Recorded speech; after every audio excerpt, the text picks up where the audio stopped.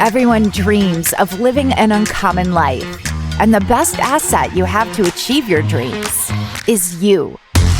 Welcome to the Uncommon Wealth Podcast. We're going to introduce you to people who are living uncommonly. We're also going to give you some tools and strategies for building wealth and for pursuing an uncommon path that is uniquely right for you. Hello and welcome everybody to another episode of the Uncommon Wealth Podcast, where I'm your host, Phillip Ramsey. Today we have a guest, not only any guest, a special guest in my heart, the person that has got me out of a lot of pickles. And when I say pickles, I mean on the football field. This used to be my favorite receiver on the team, would be on my left side all the time. And his favorite route to do was a comeback. Do you know what that is? You probably don't. But it was number 5 in our heart and our favorite one. Kevin Kuhlow, welcome to the show, my man. Thanks, Phillip. Thanks for having me. I appreciate you. Absolutely. So we're gonna cover a lot, but we're gonna land the plane, and it's gonna be pineapple leaf fiber. You got to be kidding me, right? No, we're not. We aren't kidding, and we're gonna talk about the breadcrumbs that led Kevin Kuhlow down this route and where he's headed. And my whole point, and I've talked to Kevin about this before, is I want to encourage you to say, like, at some point in this uncommon journey, you have to take a risk. And these risks are either going to be good or they're going to be bad, but they're going to continue down this path, and you really never know where they're going to end up. And I'm pretty sure when Kevin and I were in high school and I asked him what he wanted to do, he really didn't know he was going to be doing the pineapple leaf fiber. Okay? I don't think he would have said that. But yet, he's doing that and doing it at an amazing level. And he's not in Kansas anymore. He's not in the States. Oh no, he married somebody in Guatemala, don't you know? Daniela. They've been married for 7 years, and they are awesome. I've got to have lunch with them here in the States. It was so fun. I've met her. We're going to talk a little bit about it. I should stop talking because it's your show. Kevin Kuhlow, what the heck? My first question. What do you think of when I say uncommon wealth? Like, how would you define uncommon wealth in your words? Not following the regular path, I would say. I think that's a great definition. I think I should start every show with that. I haven't, but I like moving forward, I think this is how we're going to start it. But okay, so in high school, what did you think you wanted to do? I just knew that I wanted to retire at some day in the Caribbean. Seriously? Yeah. I don't remember this. Yeah. I back in the day when you joined Facebook, I had all those 10 questionnaires, you know. Yeah. And actually my wife found it one day on Facebook. And in 2010, I put I want to retire in the Caribbean. And here I am. Really? Dang. That's a long time ago. You've been in Guatemala for 8 years, married Correct. to Daniela for 7 years. Correct. But okay, I want to go back because we're not there yet. We're not quite there yet, okay? Don't get excited on me.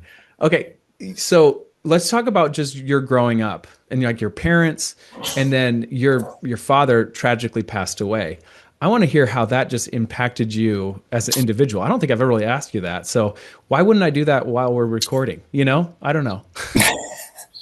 Well, Phillip, I would say I had probably one of the amazing childhoods, I would say, but I really didn't. I would say I always tell people this. My parents stacked the deck for me, gave me a royal flush, but I drew 3 more cards. When Did you discard some of those? And I discarded some of those? Discarded 3 and grabbed 3 more. Okay. And I always tell people that, like, looking back, they really laid a good foundation in my life. I just didn't take advantage of it. I always wanted more. You know? So tell me why you think that was, and what exactly, like, you mean? I don't know. Maybe because I was a spoiled brat or something like that. Okay. I don't know. But I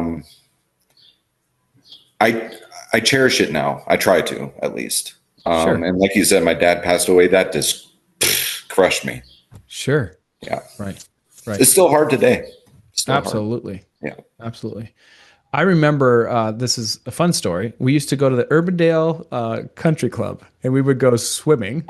Mario Sharada, Kevin Kuhlow, and I, we never got kicked out. We should have, but we never did. Got kicked out there. And I just remember knowing like, dude, Kevin's a special guy, and what he's going to do with his life is going to be pretty impactful. And that has been the case.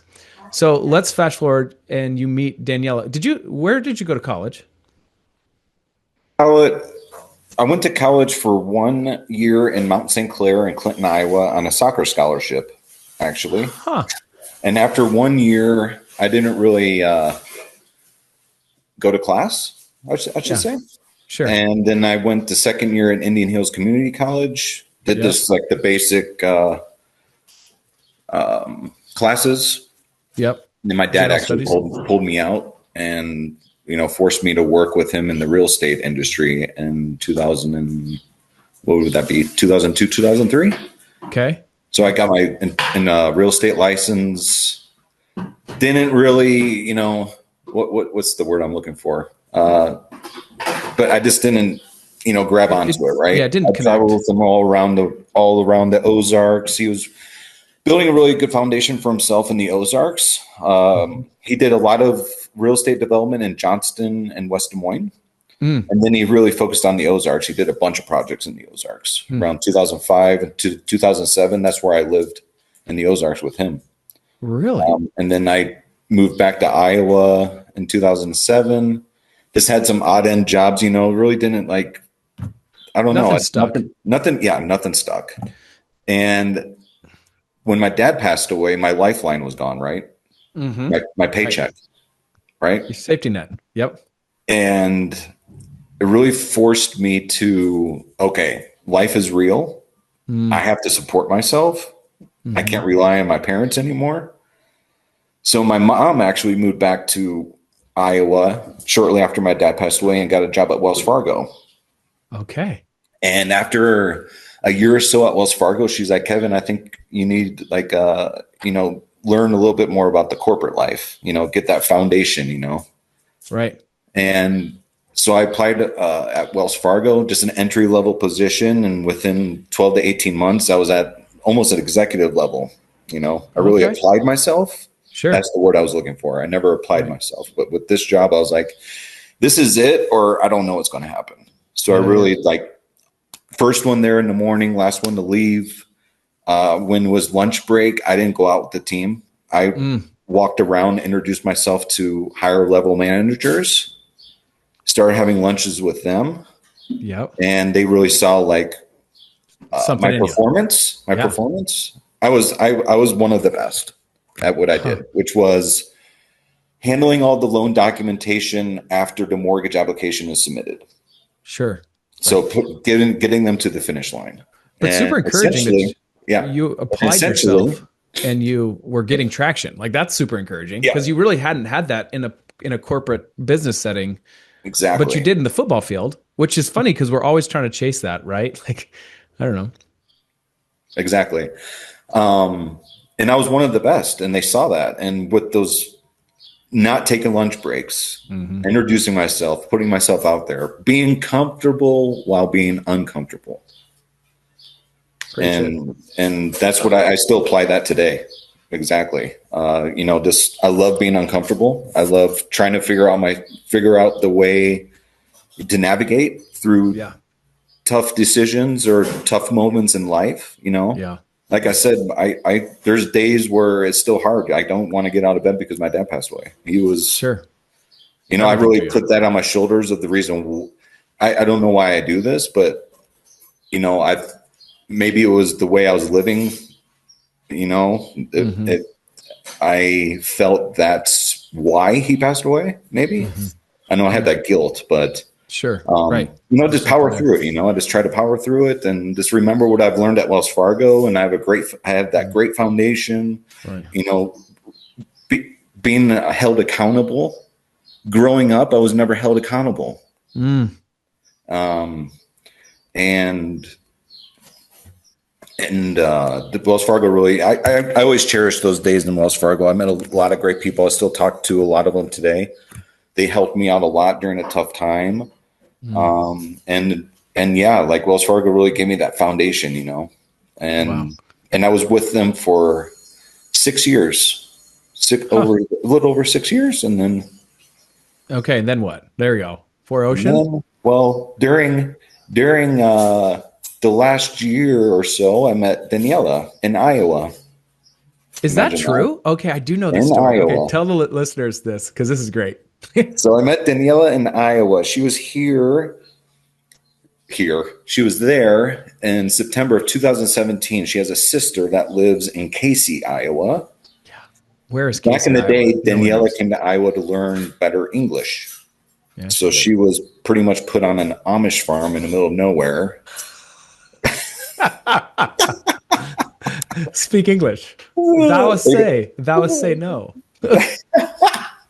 And so she came back to Iowa in September of 2017 because she was put as the godmother of her sister's baby. Okay. It's a big deal. The Tinder app was a success. It's a Tinder. But she was using Tinder for another reason.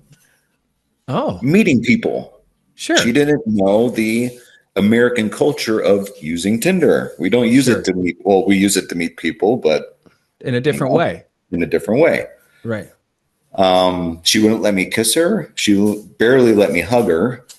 And I didn't really give her a good first impression that first night. So I wrote her and I said, hey, I want to give me another opportunity. I want to take you out to nice places, whatever. So I took her on 3 great dates.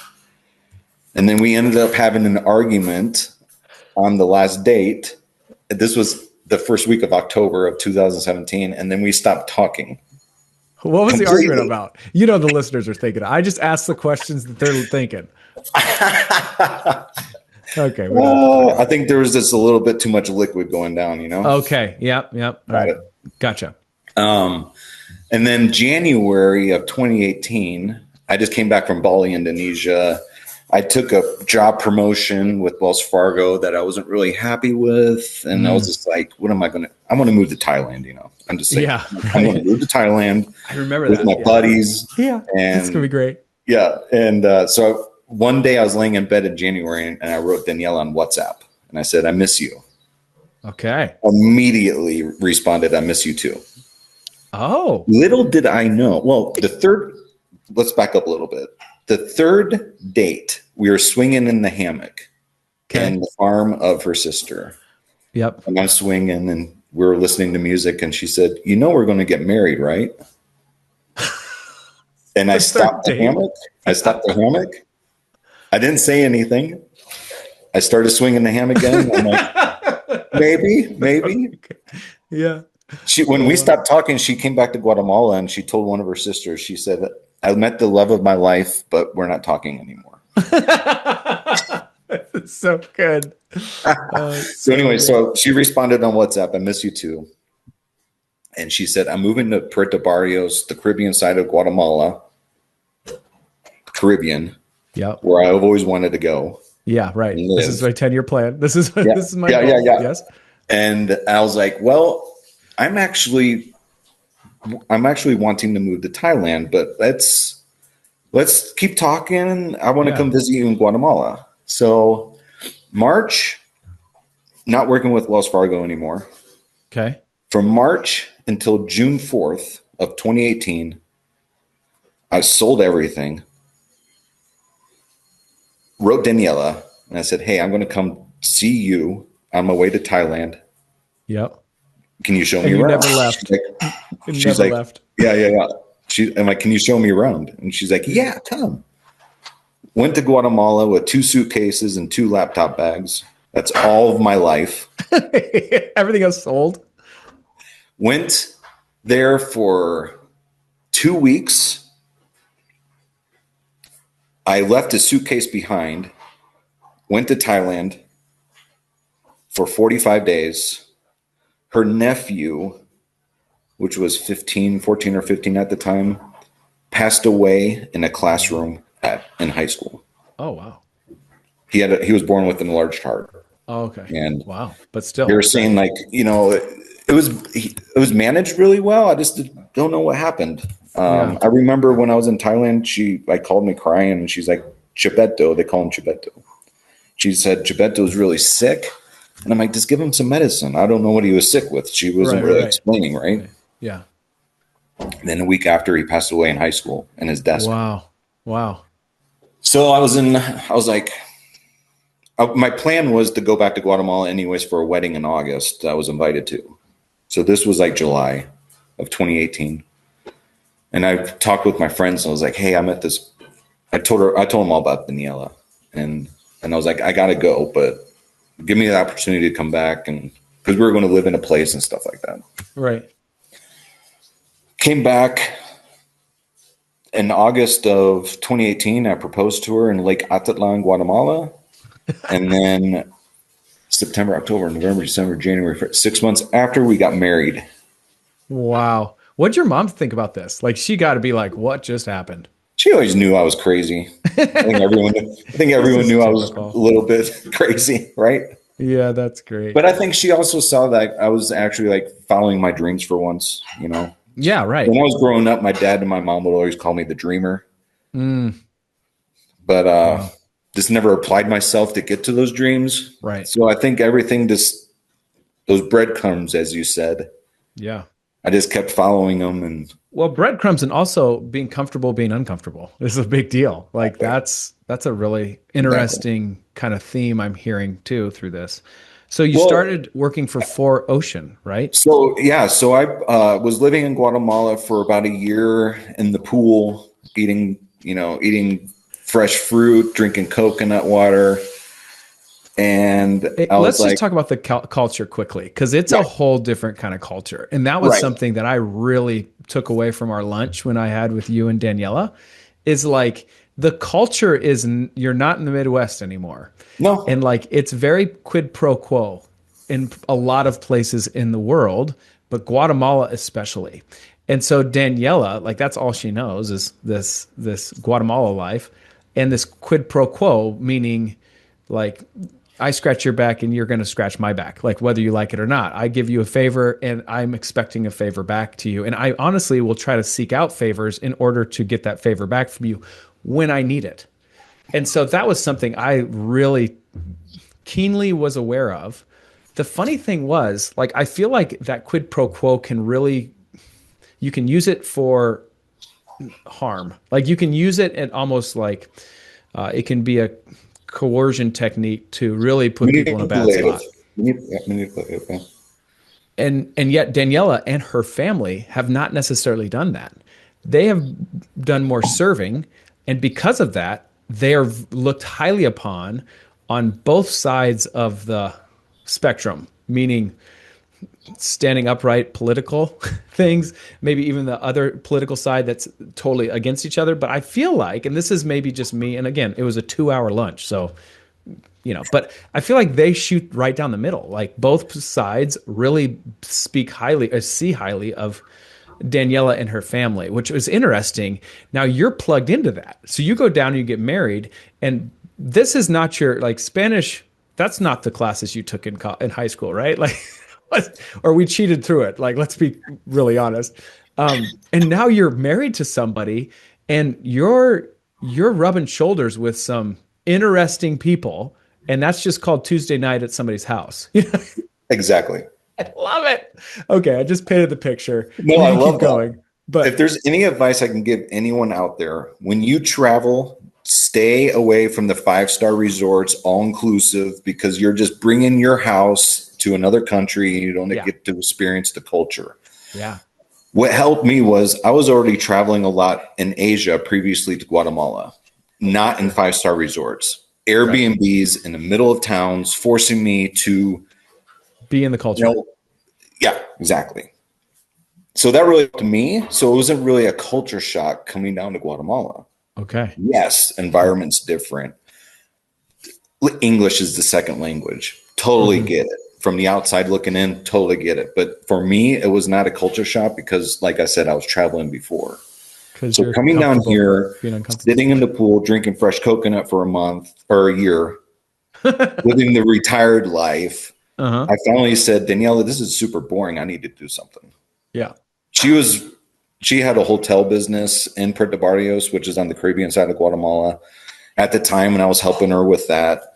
But I was like, I get antsy, I need to do something. We have to have purpose here. During my time of living in Guatemala for a year, I noticed something. The lack of trash management, which forces a lot of the trash that's not handled responsibly being thrown into ravines, into rivers. And when it's rainy season, all of that trash gets flushed out and ends up on the ocean, and the ocean brings it to the coastlines. And I told Daniela, I'm like, has anyone ever came here to solve this problem? And she's like, no, but it's our dream for something like that to happen. Okay. So I was like, have you heard of 4Ocean? She's like, of course not. No. And I'm like, I just came back from Bali like a year and a half ago, and the algorithm in my phone started pulling up 4Ocean. 4Ocean was born in Bali, but it's a US based company in Florida. So I was like, elections were coming up. So we supported the local mayor to win, and I was planting seeds. I was like, hey, if I get a company to come to Puerto Barrios to solve this issue, can you support it? And 4Ocean is not NGO. They're for profit. So they have funds to expand in other countries. So I knew that. Right. So I was acting like 4Ocean was already in Guatemala. I was having all these meetings and stuff like that. And I was like, you were an unpaid employee, basically. Yeah. And it was like one of those things where if you think about something and then if you talk about it enough, it happens. Sure. So after elections in Guatemala of June of 2019, I reached out to 4Ocean on Facebook and I said, hey, I'm in Puerto Barrios. I'm an American. I live in Puerto Barrios, Guatemala. There's a huge trash issue here. Are you guys willing to expand operations? I would love to support you guys here to come see the issue. And they said, they responded within a couple minutes. 2 days later, I was on the phone with one of the directors for over an hour. Wow. And they said, we would love to come. We are looking to expand operations, but in Honduras, but we never came to Guatemala. The Rio Motagua is the last 25 kilometers before it enters the ocean is the border of Guatemala and Honduras. Okay. The river forms in Guatemala City inland. So it's about a 400-kilometer river that winds in Guatemala. It ends up in the ocean. And that's one of the most polluted rivers in the world. And that's where a lot of the trash comes inland out into the ocean in the area of Central America. So they gave me all these guidelines that I would have to meet for them to even come visit. And I was like, this is too much work. Like, what am I getting myself into? Yeah. But Daniela was like, let's do it. Let's just have them visit. Yeah. You know, long story short, that was July of 2019. August 24th of 2019, a month after, they came to visit for 3 days. Like, wow. They were trying to get in Honduras by talking to government officials. In Central America, corruption is a big thing. Real. Here, right? It's real. Yeah. And things take time. We're from the private sector. I was like, I can get you up and going in a matter of months. They go back to Florida and I don't even hear from them for a few days. And I was like, I reached out to them like, hey, I thought the visit went well, whatever. Like, hey, sorry about it. Sorry for the delay. We're just negotiating within the company to offer you the position of country manager and legal representative of 4Ocean in Guatemala. That escalated like, quickly. Daniela, this is getting too much because I know what's going to take to do all this work, and I just want them to come. Yeah, right. Daniela's like, please don't say no. You have to take the job. If a local takes the job, the first wire transfer is gone. Sure. Right. And I was like, ugh. So I reached back out to 4Ocean and I was like, hey, is the offer still on the table? And they said, yes. What's your answer? And I was like, yes. Wow. So we got the bank account entity open by October of 2019. And operations were supposed to open around February or March-ish of 2020. Pandemic. Yep. Right. Guatemala Hard closed. Stop. Yep. Guatemala closed. Hard stop. For 3 months. And we needed this one little piece registered of the entity for us we could have operated already after the country reopened, but we wanted to do things the right way. So we needed a company registered in the Social Security and health insurance platform here in Guatemala. So when people are immediately hired, they're covered by health insurance. Yep. So once those offices started opening, I was pounding on them. I'm like, hey, let's go. What do you guys need? Yes. So that was May, June of 2020. Okay. August 24th of 2020, exactly 1 year to the day of their first visit, we opened our operations. Oh my goodness. Gotta with love it. me and 3 locals that don't speak English. I barely even speak a few words of Spanish. Yeah. And I'm the leader of this organization in Guatemala. I could just imagine how awesome that was. So It was good. amazing. So from August 24th of 2020 to about November, I already had over 50 employees full time. Wow. I was doing making some impact, right? Like it was cleaning things up. Huge. I don't think people have seen videos, I would say, on the internet of countries having issues with trash on their coastlines and stuff like that, but it's different when you see it in person. There are some points on the beach, Phillip, I'm not lying, I'm not over exaggerating. The mounds of plastic were up to my hip.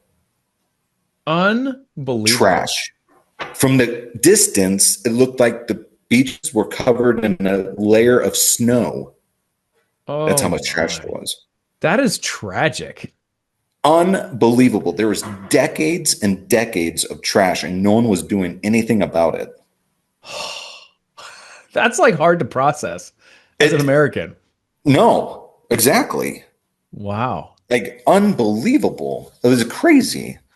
So from 2020 until about a year ago, we collected over 4 million pounds of trash and plastic from Guatemala's Caribbean coastlines.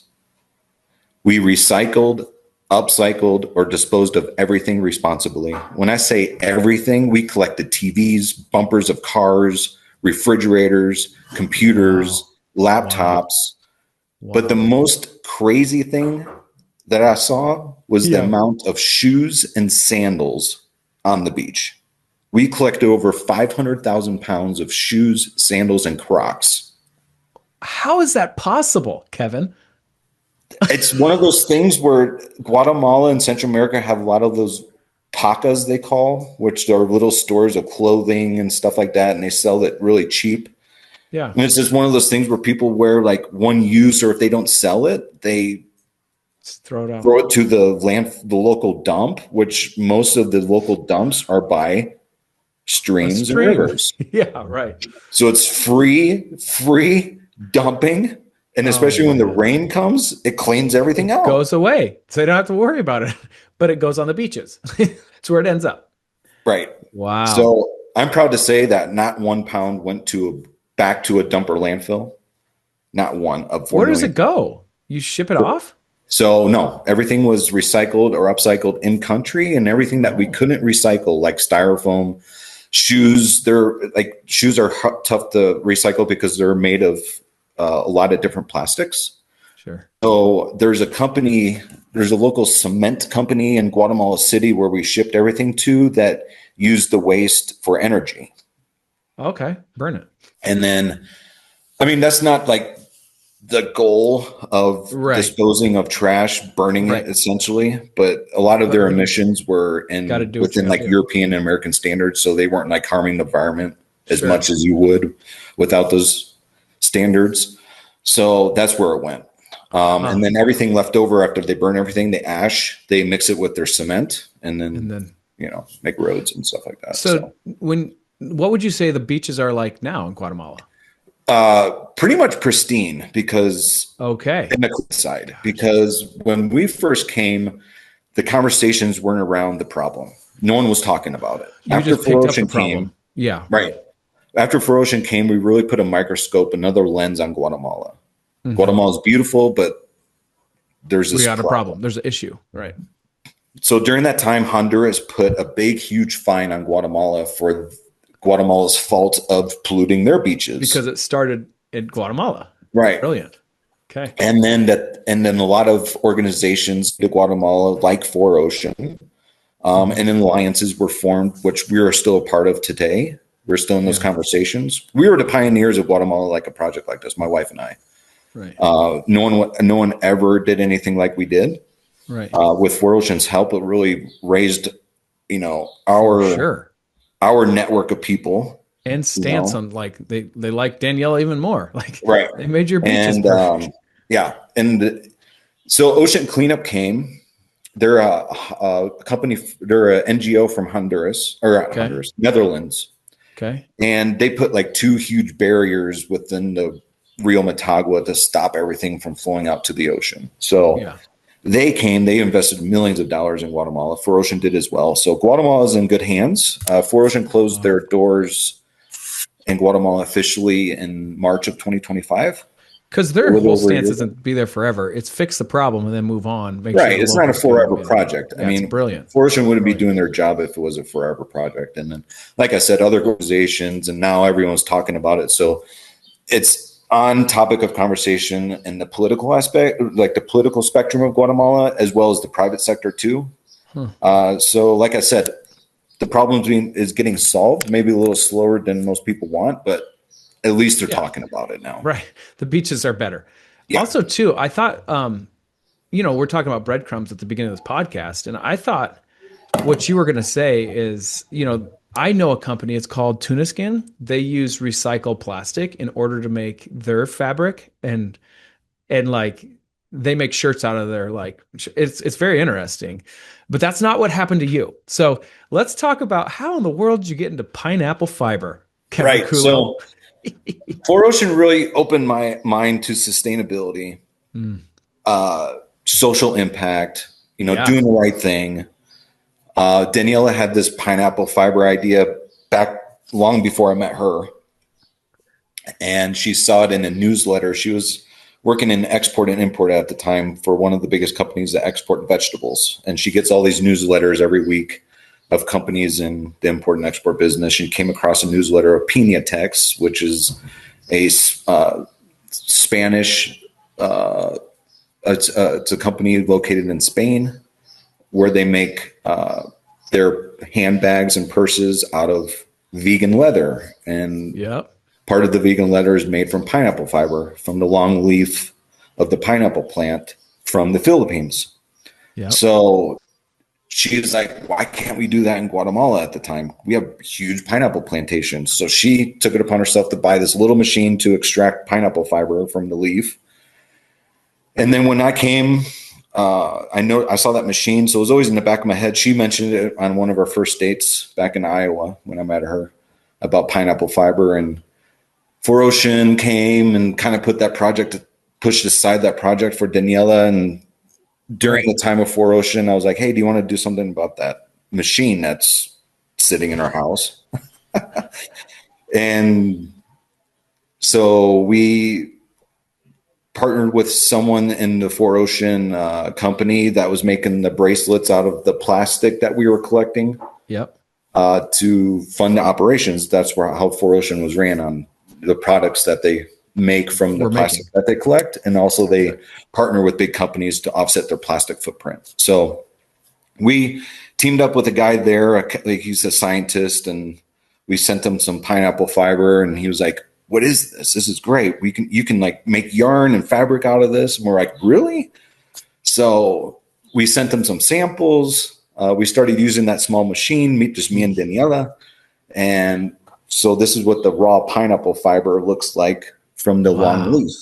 Wow. It looks like, I would say unshampooed blonde hair for the people who's not seeing this, just like blonde hair. But it's very soft feeling. It's not like a rough feeling. Yeah. And it's not the green part out of the pineapple. It's the part that connects the pineapple to the pineapple bush, right? Right. The leaf, the big leaves. Yep. So once the individual from 4Ocean gave us the green light, like, hey, you can do something with this. So we started working with him, sending more samples. They were doing lab tests. He was working at a textile company in North Carolina at the time. He left 4Ocean to work with them, and 4Ocean was announcing they were closing in Guatemala. Everything was just lining up because I was diving head first in this. Yeah, right. With like this pineapple project. Like you do. Wells Fargo, 4Ocean, now pineapple fiber. Yeah. Who would have thought, right? Who would have? So I told Danielle, I'm like, I can't spend any more time with Four Ocean if we really want to go all in on this. Yeah. Like, let's do it. Four Ocean, it was just perfect timing. So it's been about a year now, full time working with this project. So we take this, Yep, and we turn it into this, which is yarn, pineapple fiber blended with cotton for for apparel, for whatever you want. There it is. Fabric. Wow. It's soft too, huh? Super soft. Blends very well with cotton. You have to do a big chemical process, not a big chemical process, but you have to soften this up a little bit. Yeah, for it to blend with cotton, essentially. Cotton. Yeah. And Guatemala is a huge textile country. Huge. Perfect. So we talked with everyone, owners of all the mills and stuff like that, and they're like, what you're doing is impossible. It can't be done. Hold my beer. And we found one company that wanted to do samples with us or for us. And so that's who helped us make the yarn.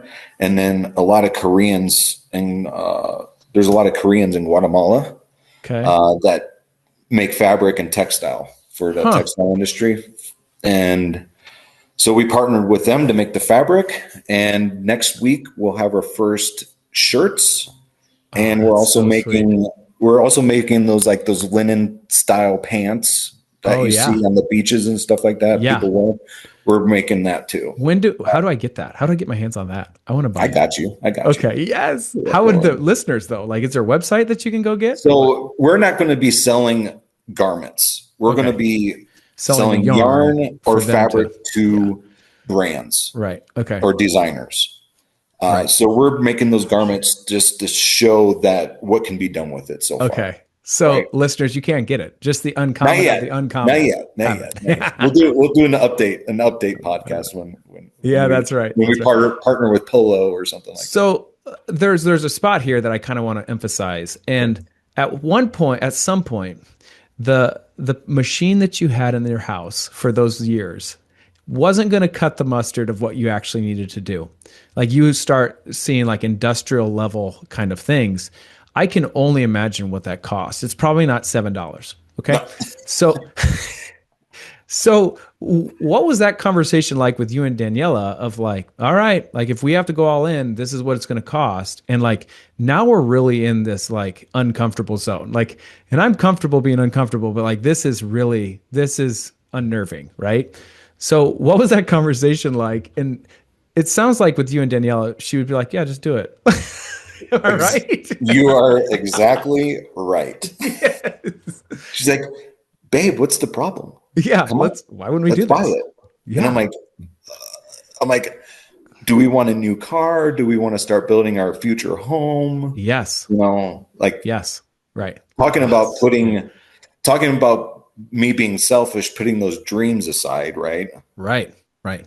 But we're using this as an avenue to get to those. It's the best investment. It's the best investment. Like, it's just almost like a slingshot. You're pulling that further back to shoot it further. And I'm in the slingshot and she's letting it, and I'm flying through the 100%. And like, that's what I think is so interesting. And that's why I think it's so fun to be able to be in the position that I'm in, because every day I get to see people who invest in themselves. And a lot of other financial advisors are like, oh, don't do that. Like, give me your money and let me put it in jail into some kind of account that you can't access till you're 60. But in the meantime, hate your life. And I'm the guy who's like, oh my gosh, what can we invest in to actually live life and create a life that you want to live? And so to be able to unpack this story is like such a perfect uncommon wealth, like highlight. Like, you could be the poster child, and pineapple fiber could be the the cape, if you will.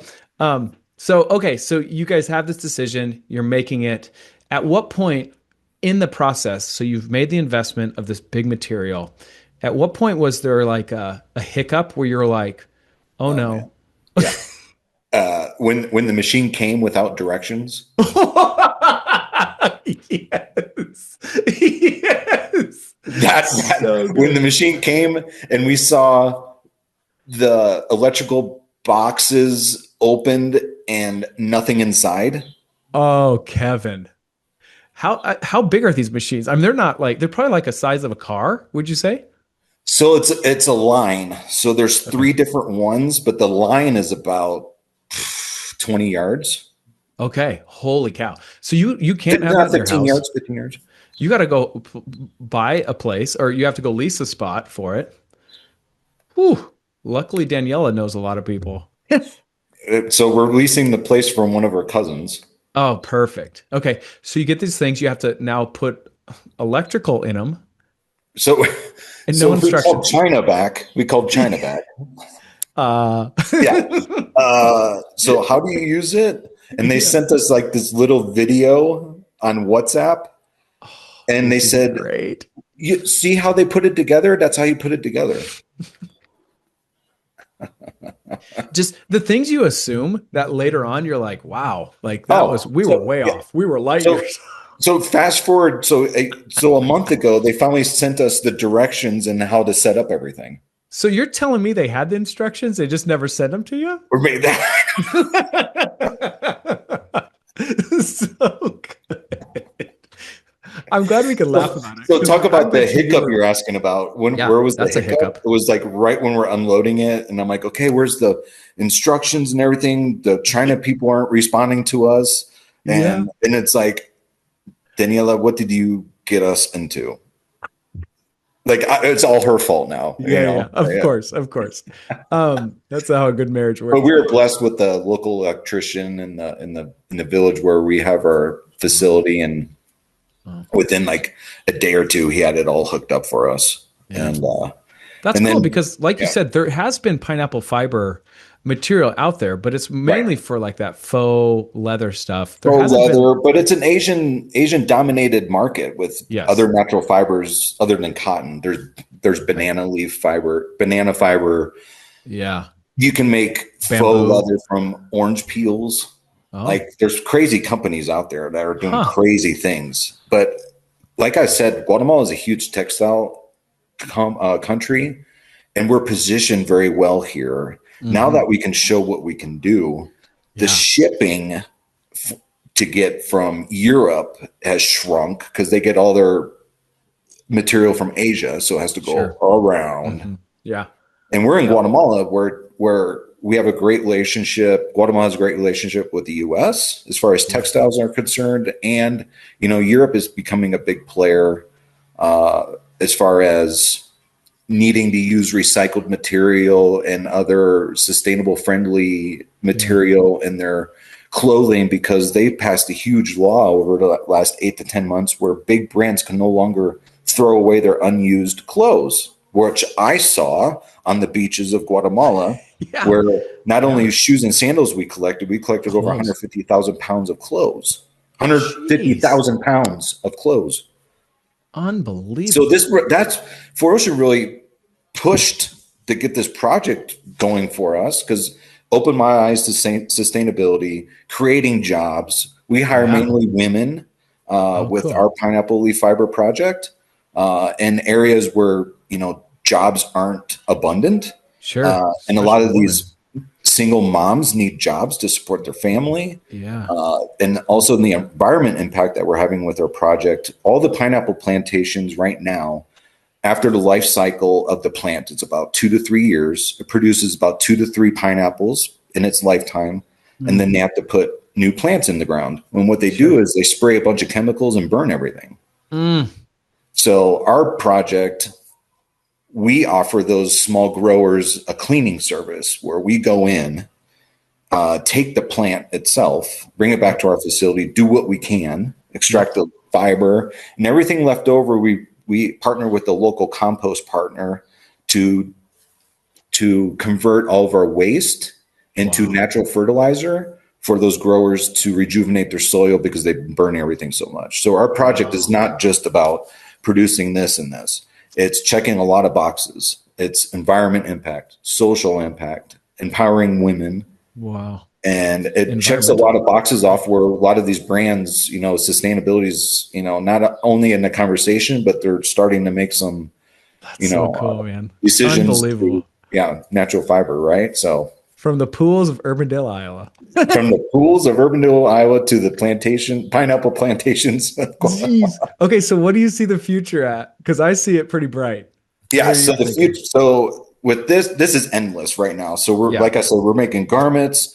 Next month or 2 months, we're going to start making bed sheets and pillowcases Beautiful. to give to those brands that are, in Yep. that aspect of the textile industry.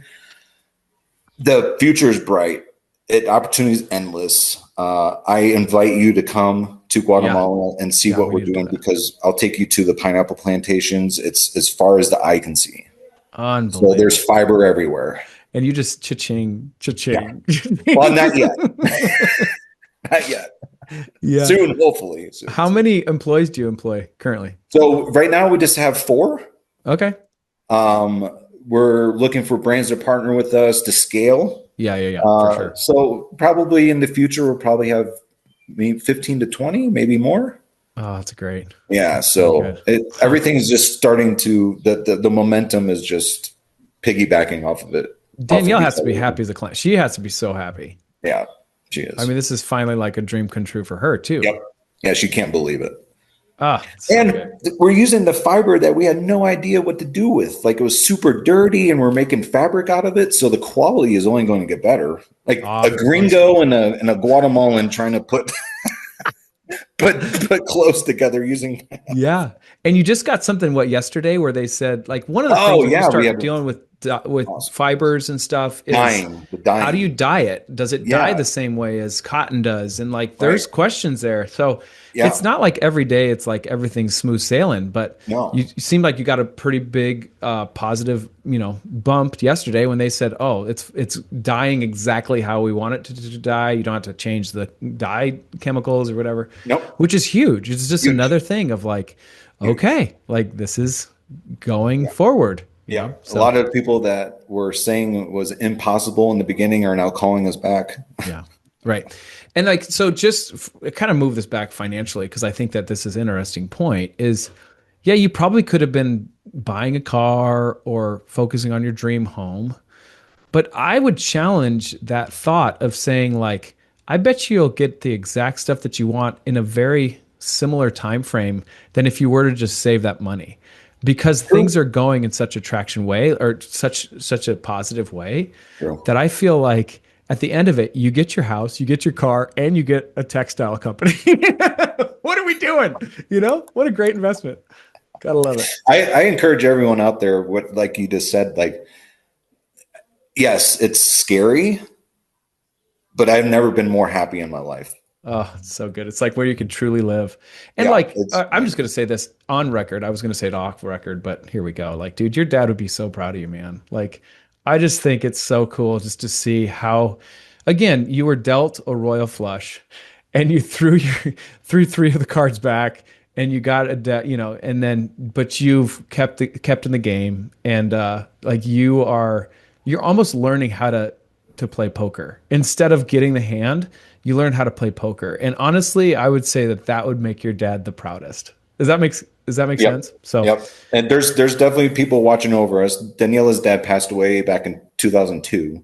Oh, wow. So there's some things happening up there that are watching over us right now that I have faith.